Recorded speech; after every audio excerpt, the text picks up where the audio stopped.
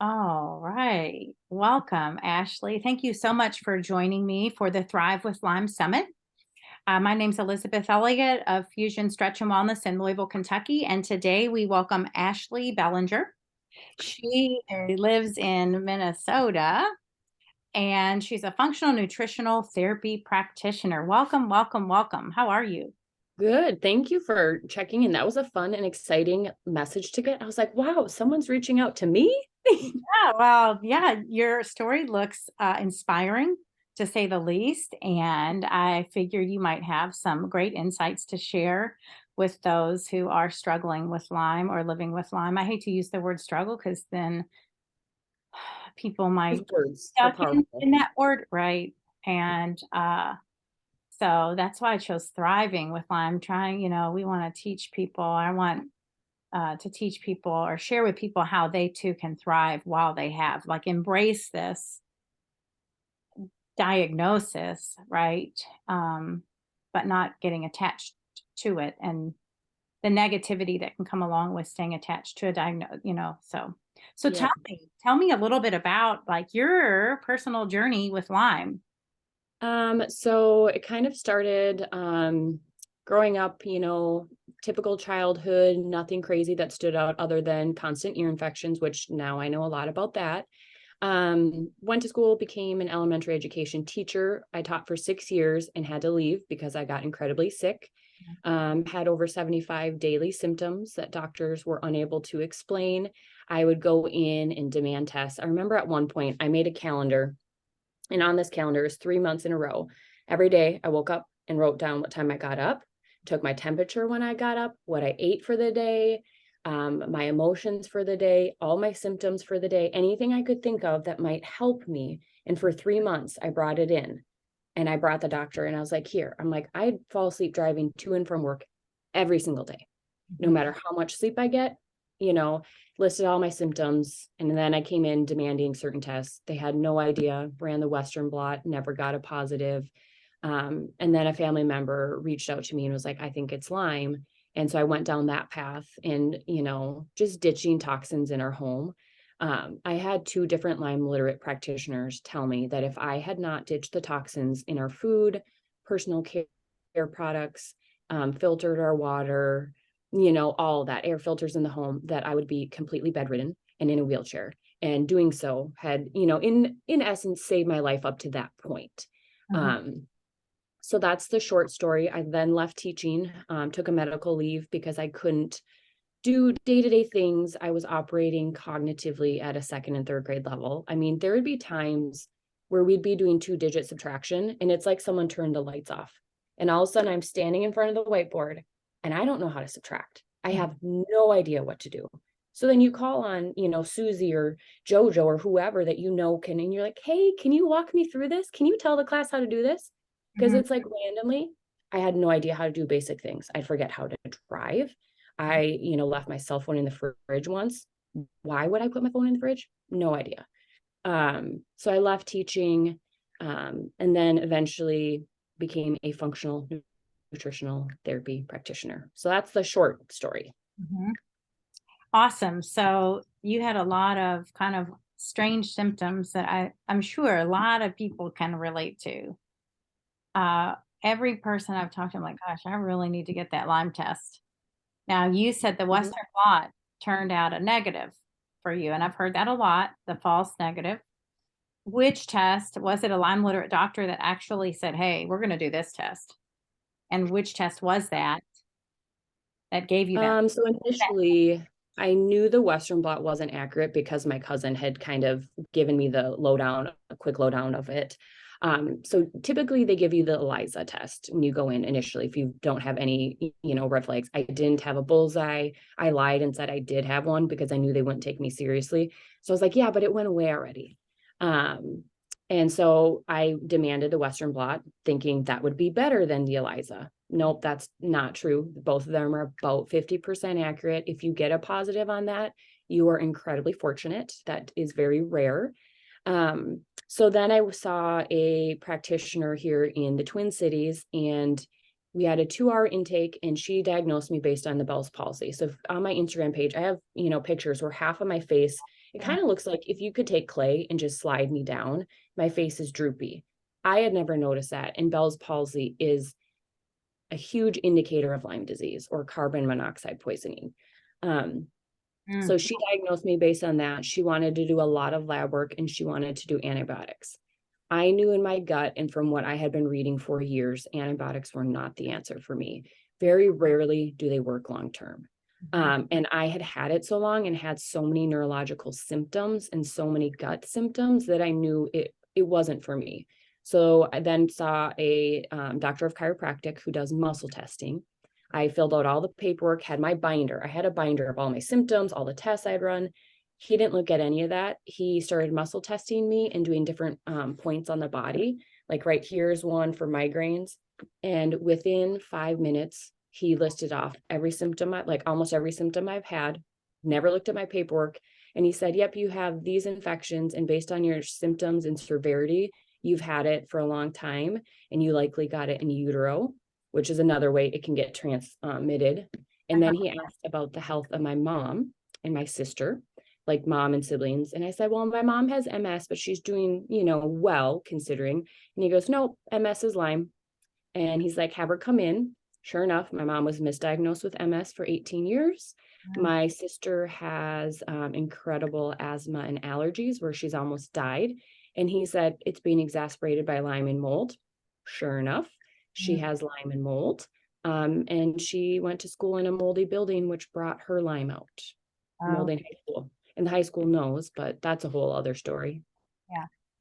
Yeah. One of the other gals, she had traveled to Europe, I think, for an extended period of time or during college and ended up in a moldy apartment, which brought up Lyme. I mean, I think if I've talked to so many folks, but I think she was maybe 9 original, like they traced it back years. And that's what I think people have a hard time grasping is that you can live in a moldy building years and years ago. Your body is fine for years. You may have random symptoms here and there, but then something becomes your stressor, your immune system gets suppressed, or if you get a concussion or a TBI, that can bring out dormant unknown pathogens. So if you lived in a moldy building years ago, but you were fine for years, you can have a life event that then cause that mold to essentially reactivate and then proliferate in your body and just become active. So don't discredit past living situations or even where you've worked or where you've gone to school. Hospitals, schools are notorious for mold. I had to have my elementary school that I taught at tested for mold. But then I learned the test they did was inaccurate. That's another whole podcast. Yeah, I remember moving into a house and especially after all of these interviews, feel like I definitely, like I said, need the IGeneX or the DNA Connect, some sort of test because we moved into a home and I thought it was mold. I had a guy at that time because I couldn't find someone that seemed like a legitimate, um, I don't know, tester for mold in Louisville. So this guy came down from Cincinnati for me. He couldn't find anything. I think in the end, we decided it was formaldehyde poisoning, and that was 20 years ago. And as you said, right, you've got to get rid of the toxins. So, little did I know at 23, every single thing in our home that we had redone, right? The particle board, the this, the that, it was all treated in formaldehyde. And you didn't see the low VOC paints at that time. I mean, just none of it. And anyway, I think that what ended up being what it was, but they were daily headaches that never left. I mean, chronic fatigue, now that I think back about what those symptoms actually were. But so what kind of air filter? You mentioned air filter. We've talked about water and toxins in foods and some of the other, when you say air filter, what air filter and even what mold test do you recommend? So we have a couple air doctors. Please don't pay full price. There's a lot of influencers online who have codes. And if you want that, reach out to me after. So we have those in different areas of our home. Then you can also it's called a hypo air. It's a little portable one that you can plug into a wall.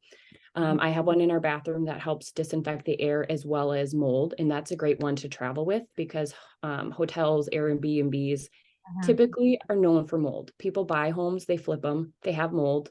They think that they can spray over them, bleach them, vinegar, and it's fine. Or they think they can rip out the carpet. That's not, it doesn't work that way. As far as in-home testing, ERMI, I've heard is really great to do for the home. I've never personally had to deal with mold in the home, so I've been fortunate. So I'm not incredibly well versed on it. There's a lot of people online. The Holistic Mother has great information on mold. Kate Crowley, that's Kaite. On Instagram, she is what Kate ate. She has a whole podcast telling you how to test, what to look for, what to avoid, how to find someone. So she's a great resource. But yeah, it's just unfortunate that this information isn't more widely shared, because a lot of people are truly impacted by it. And any person that has a diagnosis right now, that diagnosis is just a label. It doesn't tell you what's going on. MS is a label, lupus is a label, fibromyalgia, ALS. I mean, you name it. They're all labels. Underneath it, you need to find what's actually causing, That root cause. Mhm. And what do you think a lot of the root cause goes back to? I mean, would you say the mold is the root cause? Would you go back to heavy metal toxicity? Or I know you mentioned ear infections. I think about over antibiotic use, the gut microbiome. I know it seems as though a lot of people also have Epstein-Barr levels, as well as thyroid issues. Golly, I mean, the list goes on and on, right? When you really, it's like which one came first? Yeah. So, I mean, Epstein-Barr, you have to think, why did it become active? Why is your immune system allowing it to flourish?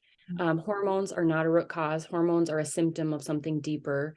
And it's not going to be a single root cause. It's not just going to be Lyme. It's not just going to be mold. It's going to essentially be, think of everything in your life that led to you getting to this point. And everyone's bio-individual. So between me, my mom, and my sister, we, yes, all had Lyme, but we didn't all have the same symptoms. I was the most sick. So typically, if it's passed in utero, mold can be passed in utero, any virus, bacteria, typically the firstborn child takes on the highest toxicity load of the mother, and Okay. then future children after that get less and less. So unfortunately, being the oldest, I, volunteered as tribute and took on the most. So it's never going to be one thing. Lyme and mold are common.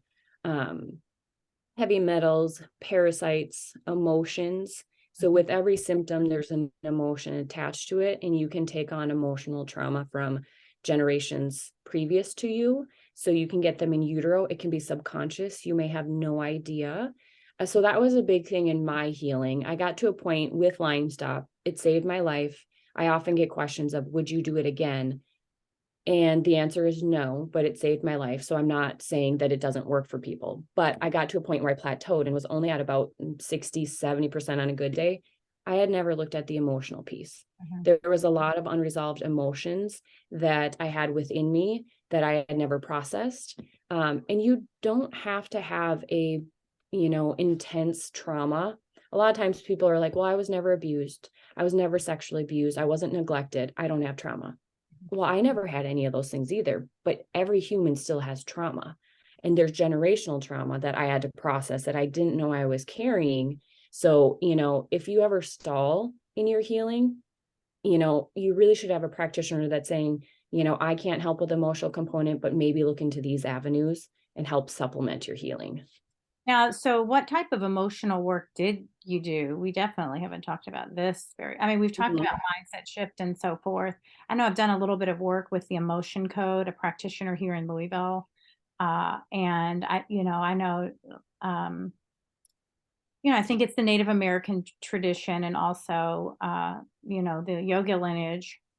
If they talk about if you can heal, well, like family constellation work, you can heal right now, or address certain emotional stuff now, right? You heal 7 generations back and 7 generations forward. And it's hard to think about, that you can actually do this work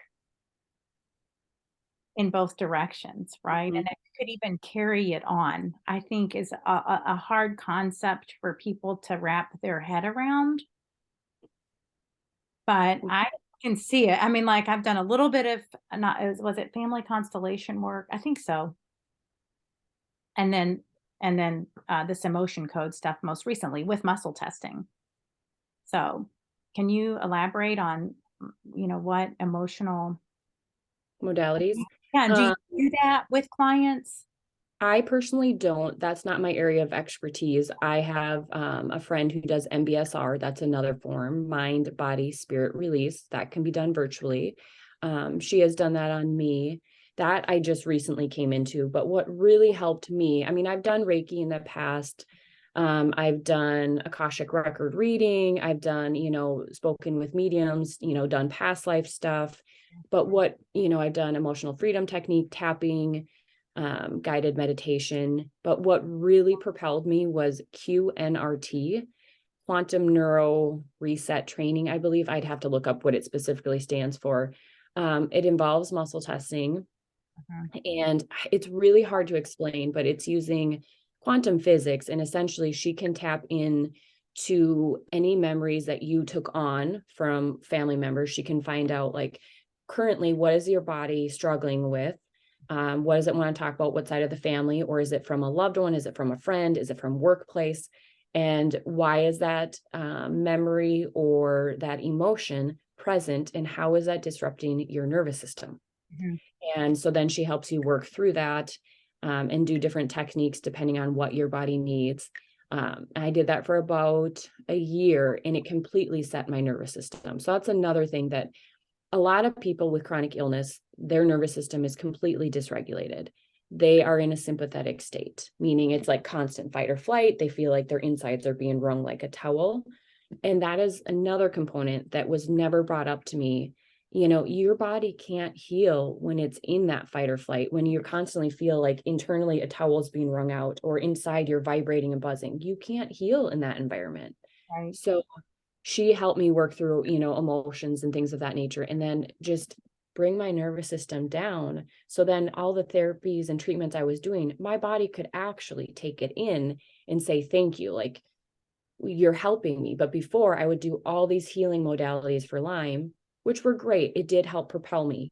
But I was so incredibly sick that I was on a hamster wheel, because my, nervous system was constantly spinning, and I'd throw all these treatments at it, and your body can only take so much. Mhm. Right. So now would you say that you are in remission? Would you say you are healed? Are you, uh, yeah, where would you say you are I right? am actually go to my Lyme doctor in the next couple weeks. I'm currently treating cytomegalovirus and C. diff, which is interesting. You can have infections and not have symptoms. So I never had a C. diff symptom, Mm, but with treating with him, so this is the second practitioner I saw. It's like the layers of the onion. You treat something, and then something else that you've been, encountered pops its head up and it's like, hey, I want to come play today, right. but I don't have those symptoms. So full remission. I mean, I've been in remission before and had things come back out. Mhm. Um, I would say not completely, but from where I started, I'm at, I would say, probably 90 to 95% every day. It's interesting because even from 2 days ago, Mhm. I'm like, wow. Like, it's like someone like pulled a veil up, and you're looking through like a shower or a window that's no longer steamy. And you're Yeah. like, it's just this weird thing. It's kind of like every day, like a little veil gets lifted, or I can breathe a little bit better. So I would say 90 to 95%. And I'm hoping when I go back that he's like, yep, nothing else has popped up. Right. Now, is this a Lyme literate MD that you will be seeing? No. Nope, I haven't found any MDs that I align with that are knowledgeable enough on Lyme. He's a doctor of chiropractic, Okay. And this is the and same. that's who I have found the most help with. Yeah. Now, oh, now something I saw on your Instagram, the bioresonance scan. Is that something that you Mhm. do? Can you Yep. explain? So that Yeah. Yep. So bioresonance scan can be done virtually. Otherwise, sometimes people do it in office. It is a scan where you take a sample of saliva, and you have to be careful because obviously we know saliva can mold if you put it in a bag and it's sealed. But take a sample of hair and saliva, and then that gets mailed in and it is tested and using energy and frequency. So you think of energy, everything has energy or frequency. So when you go in and have an EKG, they are going to be looking at like the frequency of your heart. So you can utilize the same thing. So it's not going to be a diagnostic tool in the sense of, CDC positive for anything. It's looking at energetic stressors. So it can look at bacteria stressors, virus, heavy metals, mold, nutritional deficiencies, hormones, you name it, it can test for stressors and find out what is, holding the body back. What does the body want to talk about? And there's a lot of other lab testing, like Vibrant America has a great tick-borne panel, but it's $900. Right. And that's only telling you a few things.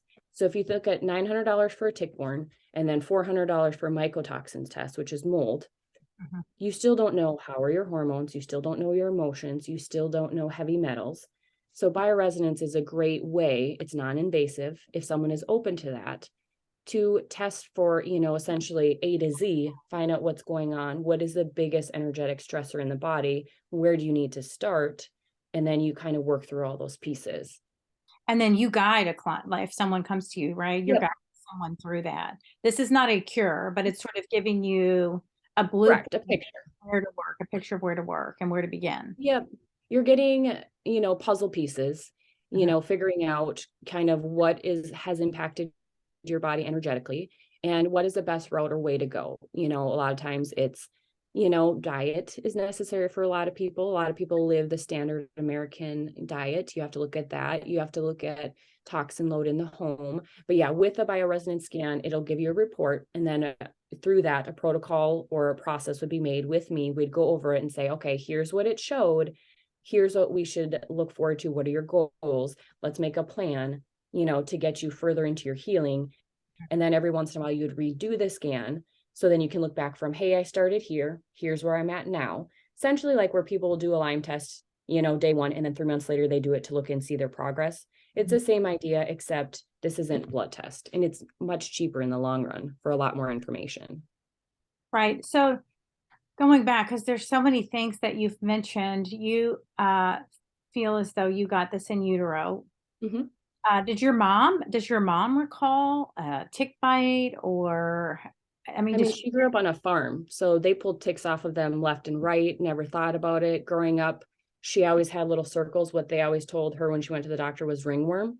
It Mm, wasn't. They're all bullseyes. yeah. Typically, one Lyme literate practitioner told me, you don't get a bullseye until it's a second or third infection. And a Mm, bullseye is, you have Lyme. And I think a lot of people don't understand it's not just Lyme disease. You have right, to test for co-infections, right. parasites. I Mhm. mean, parasites can be, all this can be transmitted in utero or through the bite of a tick. Mosquitoes carry it, fleas, head lice. So a lot of the information told to the public is inaccurate. And I understand in the sense that they don't want to cause mass hysteria, but if more information was shared, then people could look at the full picture and say, okay, here's what's happened to me. Here's what it could be. Now, how do I work on supporting my body? Mhm. So, this, uh, I'm sure is a controversial, what do you think the information isn't out there? Um, well, if anyone, what is the book called? I have it. The book Bitten Mhm. is very, very interesting. It talks about how certain strands of in co-infections of Lyme are a biological weapon. So I will let you dig into that. It also, for those that may be shocking, it has factual information. This all can be looked up. So that's one thought. I And have there's a, yeah, and plume I island. went there to look for that. I'm glad you shared that. I mean, Yeah. I was watching something this morning about, because I have two clients that have alpha gal, Okay, the meat allergy. and I just think it's interesting how it coincides with the push for plant-based fake meats. Oh, there's a lot of, so I'm very blunt on my page, very, I don't know, controversial maybe. I want people to ask questions. You don't have to agree with me, but there's a lot of misinformation out there. So like the plant-based agenda being pushed, who's buying up farmland, who owns stock in juicings that have been recently pushed, who is funding the CDC, who is funding the FDA. You know, I know it's hard to hear some of this stuff. I get it. I was there once too. I believed everything I was told. I was up to date on all my juicings. I believed in it all. When you really start to ask some questions, it can be earth shattering. It's like, wow, I was lied to. I believe this lie. I participated in this lie. There's a lot of unhealthy or not unrealistic, poor information that's being presented. If people really knew what was going on, a lot more people would take control of their health and say, no, I'm not doing that. Mhm. Um, yeah, I agree. And for me, one of the most important things is make whatever decision you want, but I want it to be an informed decision. Yes. And And if people were really informed, yeah, they'd say no to all this. Like if they knew the nitty gritty, yeah, it's quite sad. yeah. When I was doing research around vaccinations for my kids, and we were in the pediatrician, and my son has whatever he got in the hospital around in 2 and 4 months. But there was something for me intuitively that felt off about it. And essentially, I was 24 and kind of young, but we were in the doctor's office and it was, well, he can't go to school and no one in this town will see you if you don't get them. So, and I happen to be working and I believe in the power of the universe and a higher power, divine consciousness at this little vegetarian dive where I kept meeting these people who knew without a doubt their children had vaccine induced autism. Mhm. Their children were developing normally. And for me, my answers come in numbers of three. And the third one, I was like, and then in the same building, I found out about places that would honor a religious exemption and that they even existed. Mhm. I didn't know a religious exemption existed. They didn't tell me that. They didn't offer me the information. They didn't offer me the inserts Yep. to make an informed decision. And whatever decision anybody wants to make is fine. But I hope that everybody makes that decision with all the information and not one sided information. And that's where I found myself moving forward, questioning everything almost for the rest of my life. Yep. And along those lines, I used to teach second and third grade. So you're going to be told a lot of these things because people think they're true. It's not that a lot of people are meaning to deceive you, but we've been told so many things that people think they're true and they don't look further. In the state of Minnesota, you do not have to have any to go to school. So anyone that tells you that is lying to you. And unfortunately, they don't know the truth. There's religious, there's typically medical. Medical is very hard to get. And I don't remember there's a third one, but you Well, don't. there was a philosophical, and the Mhm. philosophical wasn't available here. And when I was looking, I think only 6 states honored the philosophical. I knew Okay. Ohio did. I don't know that Ohio does anymore. Yeah, because a lot of them unfortunately are being taken away. And just look at, like you said, an insert. Grab an insert. I was floored at what was actually in these. Uh-huh. And so true health doesn't come from a vaccine. True health doesn't come from a mask. True health does not come from Lysol or hand sanitizer. All those things contain toxins. And think of your body like a garbage disposal, not a glorious picture, but Right. you constantly are throwing those toxins into your body.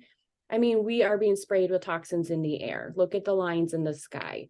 Look at what people are spraying on their yards that gets washed into our water source that then you drink. Your tap water contains pharmaceuticals, parasites, heavy metals, mold, all these things. So you're constantly putting that into your garbage disposal, aka your body, and at some point that gets clogged. Your body can't naturally filter what it's supposed to. So a lot of people say, "Well, that's what my liver's for." Yeah, but your liver is taking in all these toxins, plus your liver took in the toxins of your parents in utero. So now the babies that are being born are born toxic because parents are toxic. And I'm not trying to scare people. I'm not trying to, fear monger. I'm just very blunt. If you want to look into this stuff, support your body, you certainly can. It doesn't mean that if you've had a baby and you haven't done these things, it does not mean you're a bad parent. It just means you didn't know. So it's not to say you're a bad person. You just, when you start learning more, you can do better. So don't hold that against yourself in fear that you've, destroyed your children for life. There's things you can do. Yeah, absolutely. I mean, as just as I didn't know, I mean, I knew intuitively, right? But I just had no idea. And that really did. And it was like right after that, I found this school and I was a vegetarian at the time. I thought I was doing well, right? Eating the way I was at that time, not realizing I was eating, all this white flour Mm-hmm. enriched and this and that. And then, the partially Um, hydrogenated oils in the peanut butter. And this woman said to me at this Waldorf school here, do you know what's in your peanut butter? And that really just opened up a whole the nother. mold in it. Yeah. So it was just one thing after another that just led me down this path. And even with all of this in 20 years, I just found out I have hypothyroid, right? Doing all of this work and it's still You're still crazy. digging. Yeah, Mm-hmm. I'm still digging, and I feel like it could be and like part of is I just want everybody to feel great. I want to feel great, and it's a journey, Mm-hmm. the whole way through. I guess is what I've learned. I'm learning to embrace, right? And then now I have a daughter with Lyme disease, and so it's just another layer for me to begin to dig a little deeper, so that I can. And when let's see, I think what is it? There's a new documentary called The Silent Epidemic. And it's I all it's all on so. Lyme disease. Mm-hmm. And so you just have to wonder how many people. I would say 95 to 98% of the population have Lyme disease. So you can have it in your body and it can remain dormant. So with me being born with it, mine didn't quote unquote peak, come out, whatever, until my early 20s. So any stressor in life can bring out unknown dormant pathogens, or things like mold. So you can get a concussion, TBI can bring it out. You can be in a car accident. You can have a traumatic emotional experience and that can be brought out, stress, you name it. So the majority of the population has it, but their immune system is strong enough to keep it at bay, essentially keep it in a nice little box. Mhm. And then it's like, when does that box get disrupted and kind of open? Or when does your toxic bucket become too full and allow everything to come back out and say hello? So that's why I think it's really important for people that are open and willing to look at, their toxin load. What are you putting into your body? Like goldfish is a great example that are fed to kids. It contains glyphosate. That is Roundup. Mhm. Your Right. food is being sprayed with Roundup. And gluten, you think about what that does to intestinal permeability. Then it's not locked. Then you have little holes like this, and then particles go through. Leaky gut is incredibly, incredibly painful. And then you're just opening, the floodgates for the little critters or pathogens to start multiplying and, wreak havoc and have essentially a party in your body, you Mhm. know. So, and this, because we're coming to an end, we're probably a couple minutes over actually. A friend of mine and I were talking. She works a lot with horses. Mhm. And, I guess the question would be, do you think it's possible for people to and I guess you've, in a sense, answered the question without sort of building up an immunity to it from multiple tick bites that may be, and then never getting it, right? Does that make sense? So are Like, you saying, like, say someone has multiple pathogens they encounter, whether it's tick bites, flea, mosquitoes, because mosquitoes are big ones, or animals. You can get parasites from your animals, you can right, get it from your food, your water. So are you saying with all of the ways you can come in contact with it, you like know, people who never, yeah, experience it, but may have just built up a natural immunity to it yep, over everyone's body is years. different. Yeah. Like my husband, every time I would go in for my Lyme testing, he would go in. Because if one person in the family has parasites, usually everyone else does, because they're shared, they're touch doorknobs. But that doesn't mean everyone's going to be impacted the same way. Just like you live in a house with mold, family of 4 or 5, who's usually the most susceptible? Women in the family and the firstborn, because Mm. their toxicity load is typically different. Men and women respond to a lot of toxins and pathogens differently. Biologically, that's just how it operates. So you could have a family that's all been exposed to the same thing, but only 1 or 2 get really sick. So it really depends on everyone's immune system, their bioindividuality, how they grew up, their toxin load, and their body's ability to process those toxins. So like I have multiple genetic mutations that Mhm. make it difficult for my body to detox, whereas my husband doesn't. Right. So every time we'd go in and I get tested, I still was like, had all these things, and his body was like, nope, I'm good. Yeah. His body handled it better. Yeah. Oh, golly, any stomach bug that came through our home, my kid's father never got it. Never. Mhm. And we were like, why? You eat worse than we do. Yep. You don't I'm like, we didn't understand. And I still don't know that we do, but like Yeah. every bug, it would go through my kids and I, and then he'd never get it. It was wild. And we're like, we just don't understand. Anyway, I do Well, think, and along that line, I know a lot of people take that as a badge of honor. Like, I can eat whatever, I never get sick. mm, That's great for right now. But you might hit that threshold 5 years from now, and now you suddenly have incurable cancer. right. Yeah. Hmm. Cancer, the majority of cancer can be prevented. Hmm. So it's like, great, your body is handling it now. But if you hit that wall, your threshold, and all of a sudden you completely tank, you may not be able to come back from that. So Right. it's great that your body can withstand it now, but I recommend taking those steps before you have a health crisis, because once you are in that health crisis, it takes years to rebuild. And I don't wish that upon anyone. I used to love my Mountain Dew, my Taco Bell. I thought because I was skinny and had a 6-pack, I was like, I'm doing great. No, no, Right. no. Yeah. It just unfortunately doesn't work that way. And, one of the things that I share with my clients, right? You got to take care of your physical health, nutritional, emotional, environmental, and spiritual. You got a lot of people that'll go run that half marathon, right? But then they're just filling their body with the incorrect fuel. Mhm. And you really have to have balance in all 5 of those, in all 5 of those. I mean, there's other multitude of aspects, that are woven underneath those 5, but that they really are integral for Yeah. optimal wellness and healing. So where can we find you? Because we are, if you think, a few minutes over time. So I primarily utilize Instagram in my website. So on Instagram, it is ASHLEY_BELANGER_. And then I also have a link there to my website, ashleybelangerwellness.com. So if you're looking for books or podcasts and you want to learn more, but you don't know where to go, those are 2 great places to start if you kind of want to dig through to see what you resonate with, what you feel is your truth. Okay. And do you have a newsletter they can subscribe to as well? I Or don't yet. That is a goal for 2023. So primarily best way is Instagram. If you are open to someone who is kind of blunt and a little sassy, you're in the right place. If, yeah. okay, that's good to know. Everybody, resonates with Come different. with a disclaimer. So That's good. So make sure you all find Ashley at Ashley_Belanger_ on Instagram, correct. or Ashley Belanger Wellness, right? Mhm.